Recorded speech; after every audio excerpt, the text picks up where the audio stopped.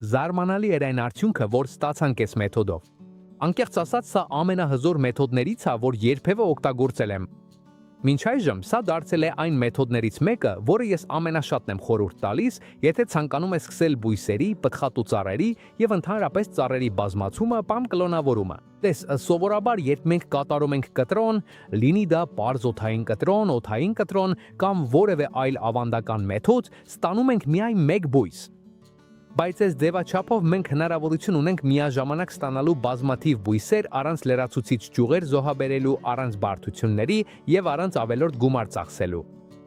Նույն ճյուղից կարող ենք ստանալ մի քանի հատված, եւ յուրաքանչյուր հատված դառնում է լիովին անկախ պտղատու ծառ։ Սա անհավատալի մեթոդ է, շատ մաքուր եւ չափազանց արդյունավետ։ Եվ այսօր ես քեզ քայլ առ քայլ ցույց կտամ դա։ Սկսում ենք։ Այսպիսով, եթե ինչ-որ բան քեզ մոտ հարցեր առաջացնի, գրիր մեկնաբանություններում։ Մինչ կտրոնը պատրաստելը նախ պատրաստենք խողովակը, որ պատրաստ լինի։ Ես օգտագործելու եմ մոտ 30 սանտիմետր երկարությամբ խողովակ։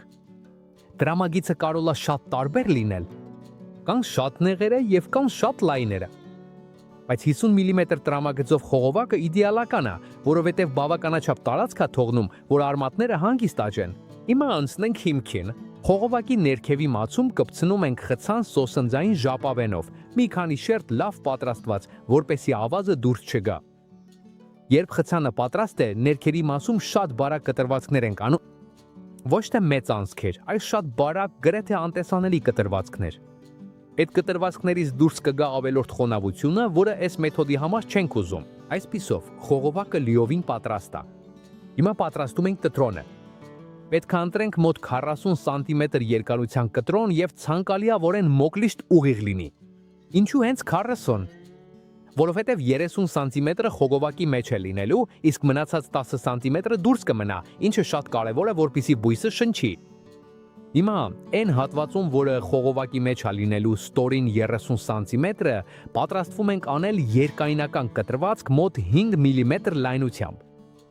Այդ շերտի ամբողջ կեղևը հանում ենք, բացելով երկար պատուհան։ Երբ կեղևը հանենք, կտեսնենք փայլուն շերտ, որը կոչվում է կամբիում։ Այդ կամբիումը ամբողջությամբ քերում ենք դանակով մինչև մաքուր փայտին հասնելը։ Այս քայլը հիմնարար է։ Եթե կամբիումը չհանենք, արմատներ չեն առաջանա։ Երբ պատուհանը մաքուր է, ալոե վերա ենք քսում բոլոր կտրվածքներին ու վնասված հատվածներին։ Հետո այդ հատվածը պատում ենք աղացած դարչինով։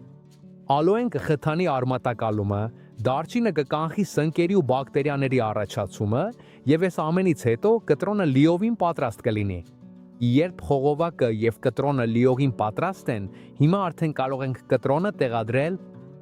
Կտրոնը դնում ենք խողովակի վերևի մասից եւ թողնում ենք իջնի մինչեւ ներքև, համոզվելով, որ նախապատրաստած 30 սանտիմետրը ներսում է,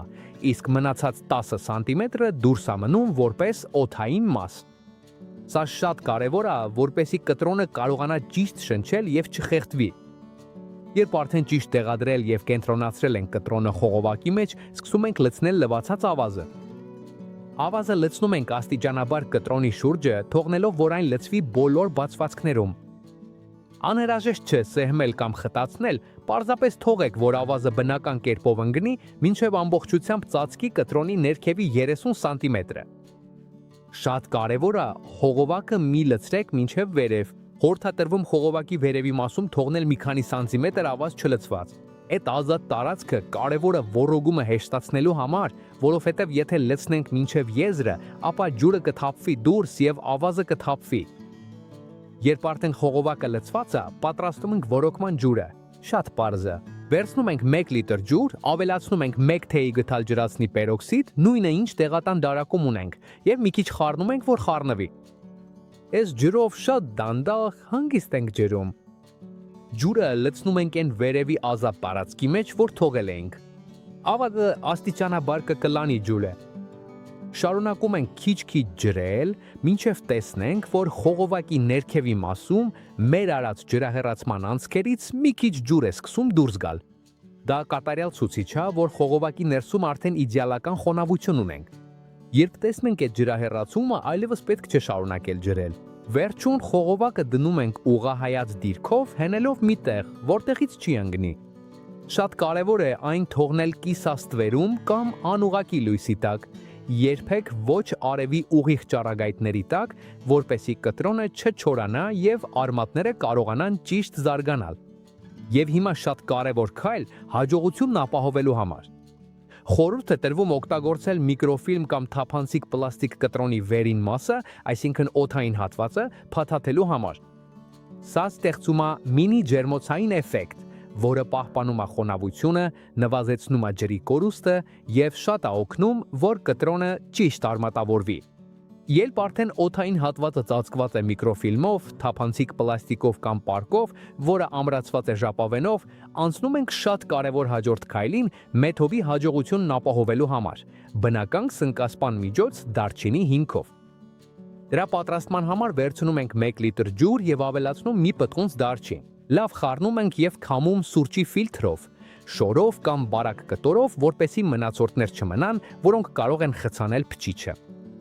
Երբ լավ քամված է, լցնում ենք փչիչի մեջ եւ այդ փչիչով փշում ենք բացարձակապես ամեն ինչի վրա, կտրոնի օդային հատվածի, խողովակի վերին մասի եւ ցանկացած բաց մակերեսի վրա։ Սա անում ենք հենց այն բանից հետո, երբ առաջի անգամ տեղադրում ենք տոպրակը կամ միկրոֆիլմը, բայց ուշադրություն դարձրեք էսին, որովհետև դա շատ կարևոր է։ Շաբաթը մեկ անգամ բացելու ենք տոպրակը կամ հանելու ենք միկրոֆիլմը, նորից ամբողջությամբ փչելու ենք կտրոնի օդային հատվածը այս բնական սնգասպանով եւ հետո նորից փակելու ենք։ Այս շաբաթական քայլը կարևորագույնը սնկերի առաջացումը կանխելու համար, քանի որ մինի ջերմոցում խոնավությունը շատ բարձր է մնում։ Երբ հավարտենք փչելը, ամեն ինչ նորից փակում ենք տոպրակով կամ միկրոֆիլմով եւ թողնում ենք տեմպես մինչեւ հաջորդ շաբաթ։ Շատ մարդիկ, հատկապես գյուղատնտեսության մեջ փորձառու եւ ավանդական մարդիկ, ասում են, որ այս տեսակի բազմացումը պետք է անել նվազող լուսնի ժամանակ, երբ բույսը լավագույնս է արձագանքում նվազող լուսնի ժամանակ հյութը իջնում է դեկի ներքև եւ դա շատ է նպաստում նոր արմատների առաջացմանը։ Այսպիսով, եթե ուզում ես այս մեթոդով ավելի մեծ հաջողություն ունենալ, խորհուրդ եմ տալիս դա անել հենց այդ ժամանակ։ Եվ հիմա 4 շաբաթ անց հանում ենք մեկուսից ժապավենը, որը դրել էինք խողովակի ներքևի մասում։ Լավ ջրում ենք, լինի դա խողովակով, թե մեր ունեցած ցանկացած այլ մեթոդով, եւ թողնում ենք, որ ամբողջ ավազը դուրս գա եւ քամվի ներքևի մասից։ Հիմա պարզապես դանդաղորեն հանում ենք կտրոնը ամենահեշտ ձևով։ Հիշիր, որ արմատը շատ փափուկ է եւ կարող է դժվարություն առաջացնել։ Որոշները կարող են կոտրվել, ոչինչ, բայց փորձում ենք այն հնարավորինս նրբորեն հանել։ Եվ հիմա սկսում ենք։ Տես, թե ինչքան արմատ ենք աճեցրել ընդամենը 4 շաբաթում։ Այս մեթոդի արդյունավետությունը տպավորիչ է։ Մաքուր, սպիտակ, ուժեղ արմատներ վերևից ներքև, իսկական հրաշք է։ Եվ հիմա ինչ ենք անելու։ Շատ պարզ։ Հիմա այդ կտրոնը բաժանելու ենք մի քանի մասի, որպեսզի յուրաքանչյուր հատված ունենա իր արմատները եւ ինքնաբերաբար դառնա առանձին ծառ։ Այս դեպքում մի քանի նոր թզենիներ, բայց մինը կարելի է անել ցիտրուսայինների, նռնենու, ձիթենու, բուրավետ բույսերի հետ։ Գրեթե ցանկացած պտղատու կամ փայտային բույս, որը ցանկանում ես բազմացնել։ Սա է թուրքական մեթոդի իրական ուժը։ Միայն մեկ ճյուղից կարող ես քո արտադրությունը բազմապատկել անհավանական արագությամբ նույն ժամանակում։ Եվ եթե այս մեթոդը քեզ դուր եկավ կամ օգտակար եղավ, շատ շնորհակալ կլինեմ, եթե լայք դնես տեսանյութին եւ կիսվես այն մեկի հետ, ով սիրում է բույսերը։